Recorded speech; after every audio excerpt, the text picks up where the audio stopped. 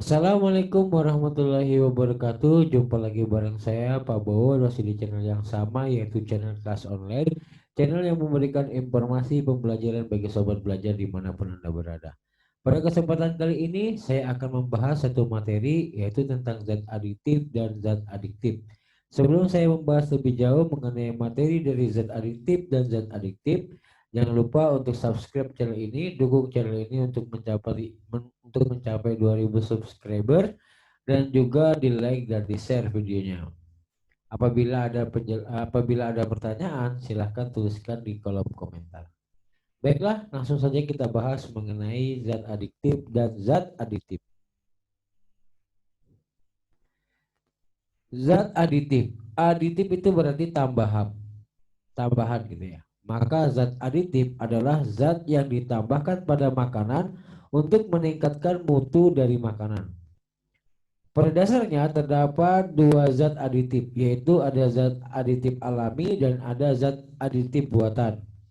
Zat aditif alami yaitu zat aditif yang berasal dari bahan alami, misalnya kunyit, sari tebu, dan juga aren. Zat aditif buatan yaitu zat aditif yang berasal dari pengolahan bahan kimia, misalnya monosodium glutamat atau MSG atau yang kita kenal dengan pepsin yang fungsinya sebagai penyedap rasa. Yang pertama kita bahas adalah zat aditif pewarna makanan. Zat pewarna makanan yang digunakan untuk memperbaiki warna makanan. Jadi zat aditif ini untuk pewarna makanan fungsi utamanya yaitu untuk memperbaiki warna dari makanan agar terlihat lebih menarik dan juga eh, mengatasi masalah perubahan warna pada saat proses pemasakan atau pengolahan. Terdapat dua jenis pewarna yaitu ada pewarna alami dan sintesis. Pewarna alami ya misalnya warna hijau kita menggunakan daun pandan, warna kuning yaitu menggunakan kunyit, warna coklat menggunakan buah coklat, warna oranye menggunakan wortel, warna merah menggunakan daun jati. Ya. Untuk pewarna buatan atau sintesis ada warna hijau, ya warna hijau FCP untuk es krim dan buah kaleng, warna kuning FCP dan tartazin, warna coklat coklat HT, warna biru brilliant blue CFC dan warna ungu yaitu violet GB. Nah, ini adalah macam-macam zat aditif untuk pewarna makanan. Selanjutnya ada pemanis makanan. Bahan pemanis adalah bahan kimia yang ditambahkan pada makanan atau minuman yang berfungsi untuk memberikan rasa manis. Bahan pemanis terdiri atas pemanis alami dan buatan. Bahan pemanis alami yaitu kelapa atau air kelapa gitu ya, tebu, aren, buah-buahan dan madu. Sedangkan bahan pemanis buatan itu terdiri dari sakarin, siklamat, sorbitol, kalium asesulfam, serta pemanis lainnya yang merupakan atau terdiri dari aspartam, dihidrokalkon dan flavonoid neosporidin. Nah, ini adalah zat aditif yang berfungsinya untuk menambah rasa manis pada makanan. Next, ada zat pengawet. Zat pengawet yaitu zat yang bermanfaat untuk melindungi bahan makanan agar tidak cepat busuk. Ada dua cara proses pengawetan, yaitu ada proses alami dan ada proses secara sintesis atau buatan. Secara alami dapat dilakukan yang pertama proses pengalengan. Pengalengan ini berarti makanannya disimpan dalam kaleng dengan tekanan dan suhu yang tinggi dulu ya. Nah, kemudian dimasukkan ke dalam kaleng. Nah, dengan tekanan tertentu sebenarnya. Jadi sebelum dimasukkan di kaleng itu disterilisasi dulu. Ya, disterilisasi dulu. Kalengnya dibersihkan dan makanannya disterilisasi sehingga lebih awet seperti itu ya. Yang kedua ada proses pengeringan. Nah, pengeringan dalam hal ini gunanya kalau dia kering berarti bakterinya itu bisa mati atau berkurang. Misalnya dalam proses pembuatan ikan asin misalnya atau ikan kering, itu kan pengawetannya dengan cara dikeringkan. Nah, pemberian garam sendiri pada pembuatan ikan asin misalnya. Nah, nanti dulu kita langsung ke pendinginan dulu. Pembekuan atau pendinginan, ya ini juga cara pengawetan makanan ya. Misalnya ketika kita lihat ada ikan, ya ikan yang habis dipancing kemudian dimasukkan ke dalam box yang berisi es. Nah sehingga ikannya lebih awet. Tujuannya apa? Ketika pada proses pendinginan atau pembekuan, maka aktivitas bakteri itu akan dorman, ya dorman atau tidur atau terhenti sementara. Nah, dalam hal ini bisa menghambat proses pembusukan. Lalu yang keempat ada radiasi atau penyinaran. Ya, penyinaran sinar UV itu dapat membunuh bakteri, ya sehingga dapat membuat makanan lebih awet. Yang kelima, ini tadi yang saya singgung bahwa ada metode pengawetan menggunakan garam, misalnya pada proses pembuatan ikan asin atau pada proses pembuatan asinan, pada proses pembuatan telur asin dan lain sebagainya. Penambahan garam ini karena garam sendiri itu dapat berfungsi sebagai pembunuh bakteri sehingga proses pembusukannya itu lebih lambat. Zat pengawet sintesis, misalnya dengan pemberian asam cuka pada acar. Ketika acarnya itu supaya lebih tahan lama, biasanya diberikan asam cuka. Ya, diberikan cuka agar acarnya itu bisa lebih awet. Tujuannya apa? Karena asam cuka itu dapat membunuh bakteri. Kemudian menambahkan natrium propionat pada roti dan kue kering, ada natrium benzoat, asam sitrat, dan asam tartat. Nah, ini adalah macam-macam proses pengawetan baik secara alami maupun secara sintesis. Selanjutnya ada lagi zat aditif yang berfungsi sebagai penyedap rasa. Penyedap rasa adalah bahan yang memberikan, menambah, mempertegas rasa dan aroma makanan. Terdiri atas penyedap alami dan penyedap buatan atau sintesis.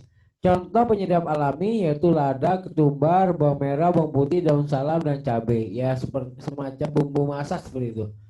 Ya bumbu masaknya dapat menambah rasa makanan supaya lebih enak. Nah ada juga penyedap rasa yang buatan yaitu namanya monosodium glutamat atau biasa kita kenal dengan istilah MSG atau vitsin atau micin, ada yang menyebutnya seperti itu. Next, selanjutnya adalah pembahasan mengenai zat adiktif. Edik itu kan berarti kecanduan atau ketergantungan. Maka zat adiktif adalah zat-zat yang dapat mengakibatkan kecanduan atau ketergantungan. Zat adiktif terdiri dari atas zat adiktif narkotika, yang kedua ada zat adiktif psikotropika, yang ketiga adalah zat adiktif bukan narkotika dan psikotropika. Zat adiktif narkotika ini bahannya ini saya ambil dari websitenya BNN ya. Ya, jadi narkotika itu adalah zat atau obat baik yang bersifat alamiah, sintesis maupun sintetis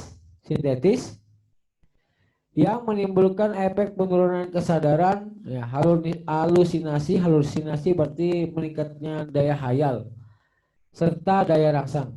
Sementara menurut Undang-Undang Narkoba Pasal 1 Ayat 1 menyatakan bahwa narkotika merupakan zat buatan ataupun yang berasal dari tanaman yang memberikan efek halusinasi, menurunnya kesadaran serta menyebabkan kecanduan atau ketergantungan. Jenis-jenis narkotika itu ada beberapa golongannya. Ada golongan 1, golongan 2, golongan 3, narkotika sintesis, semi sintetis, dan juga alami. Narkotika golongan 1 itu seperti ganja, opium, dan tanaman kokain yang sangat berbahaya jika dikonsumsi karena beresiko menimbulkan efek kecanduan. Narkotika golongan 2 dapat dimanfaatkan untuk pengobatan asalkan sesuai dengan resep dokter. Jadi tidak semata-mata kalian pakai sendiri ya, tapi harus melalui resep dokter. Jenis dari golongan ini kurang lebih ada 85 jenis, beberapa diantaranya yaitu ada morfin, alfa-prodina, dan lain-lain. Golongan 2 berpotensi menimbulkan ketergantungan. Narkotika golongan 3 memiliki resiko ketergantungan yang cukup ringan dan banyak dimanfaatkan untuk pengobatan serta terapi. Berdasarkan bahan pembuatnya, narkotika dapat dibedakan. Yang pertama ada narkotika jenis sintetis, yaitu jenis yang satu ini didapatkan dari proses pengolahan yang rumit. Golongan ini sering dimanfaatkan untuk keperluan pengobatan dan juga penelitian. Contohnya yaitu amfetamin, metadon, dexamfetamin, dan lain sebagainya. Narkotika jenis semi-sintetis. Pengolahan menggunakan bahan utama berupa narkotika alami yang kemudian diisolasi dengan cara diekstraksi atau memakai proses lainnya. Contohnya morfin, heroin, kodein, dan lain-lain. Narkotika jenis alami, ganja dan koka adalah contoh dari narkotika yang bersifat alami dan langsung bisa digunakan melalui proses sederhana. Karena kandungannya masih sangat kuat, zat tersebut tidak diperbolehkan untuk dijadikan obat. Bahaya narkoba ini sangat tinggi dan dapat menyebabkan dampak buruk bagi kesehatan jika disalahgunakan. Salah satu akibat yang paling fatal yaitu adalah kematian. Ya, jadi jangan coba-coba kalian menggunakan narkotika. Ya, jauhi narkoba. Nah, tapi tingkatkan prestasi kalian. Ya, isi masa mudanya untuk kegiatan yang lebih bermanfaat. Bahaya dampak narkoba pada hidup dan kesehatan. Yang pertama, dehidrasi. Penyalahgunaan zat tersebut dapat menyebabkan keseimbangan elektrolit berkurang. Akibatnya badan kekurangan cairan. Jika efek ini terus terjadi, tubuh akan kejang-kejang, muncul halusinasi, berperilaku lebih agresif, rasa sesak pada bagian dada. Jangka panjang dari dampak dehidrasi dapat menyebabkan kerusakan otak. Nah, jadi berbahaya ya. Jadi sangat-sangat berbahaya untuk menggunakan narkoba tersebut. Ya, jadi jangan coba-coba untuk menggunakannya. Yang kedua berikutnya ada halusinasi, yaitu salah satu efek yang sering dialami oleh pengguna narkoba seperti ganja. Tidak hanya itu, dalam dosis berlebih dapat menyebabkan muntah, mual, rasa takut yang berlebih, serta gangguan kecemasan.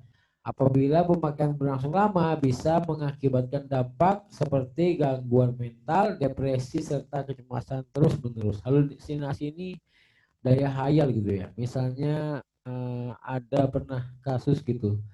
Ya, orang yang mengkonsumsi ini berpikir kalau dia bisa mengambil bola dan sebagainya, itu halusinasi ya, tidak benar. Yang jelas sangat merusak tubuh seperti itu. Kemudian menurunnya tingkat kesadaran. Pemakai yang menggunakan obat-obatan tersebut dalam dosis yang berlebih, efeknya membuat tubuh terlalu rileks sehingga kesadaran berkurang drastis. Beberapa kasus si pemakai tidur terus dan tidak bangun-bangun. Nah, sekalian tidur tidak bangun-bangun. Sekalian tidur selamanya gitu ya. Hilangnya kesadaran tersebut membuat koordinasi tubuh terganggu, sering bingung, dan terjadi perubahan perilaku.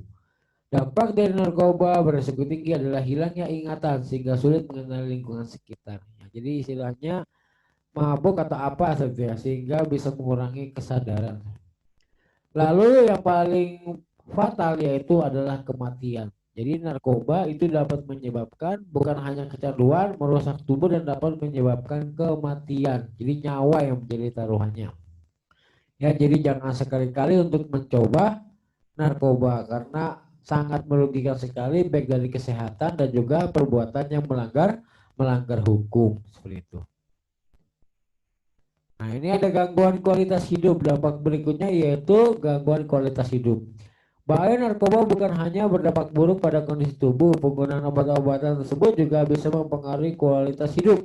Misalnya susah berkonsentrasi saat bekerja, mengalami masalah keuangan, ya karena uangnya habis untuk beli obat-obatan tersebut gitu ya. Ya sehingga ya habis keuangannya. Dan juga bisa berurusan dengan hukum karena narkoba itu dilarang.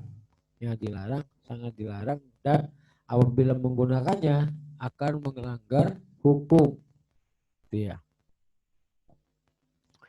Selanjutnya, psikotropika adalah zat atau obat yang bekerja menurunkan fungsi otak serta merangsang susunan saraf pusat sehingga menimbulkan reaksi berupa halusinasi, ilusi, gangguan cara berpikir, perubahan perasaan yang tiba-tiba dan menimbulkan rasa kecanduan pada pemakainya.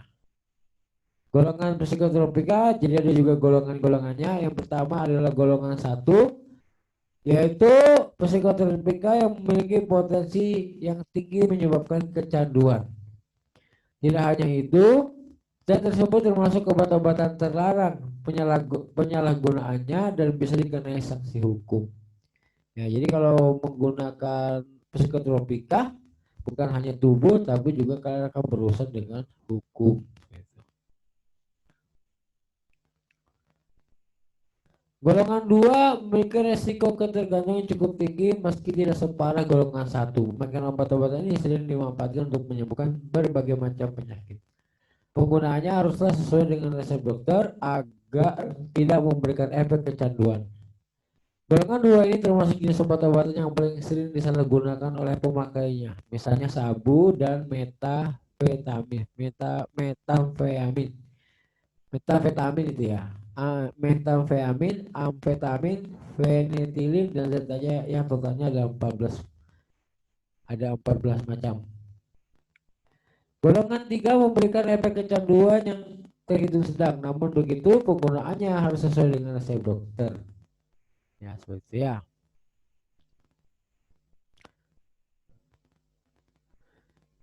Lanjut, golongan 4 memiliki resiko kecanduan kecil dibandingkan lainnya. Namun tetap saja jika pemakainya tidak mendapatkan pengawasan dokter bisa menimbulkan efek samping yang berbahaya. Ya, contohnya Lexotan, Berkoplo, dan lain sebagainya. Bahaya dari efek samping psikotropika. Yang pertama, stimulan. Fungsi tubuh akan bekerja lebih tinggi dan bergairah sehingga pemakainya lebih terjaga. Ya, jadi orang yang mengkonsumsi psikotropika tiba-tiba dia aktif terus gitu ya. Ya, aktif terus seperti itu.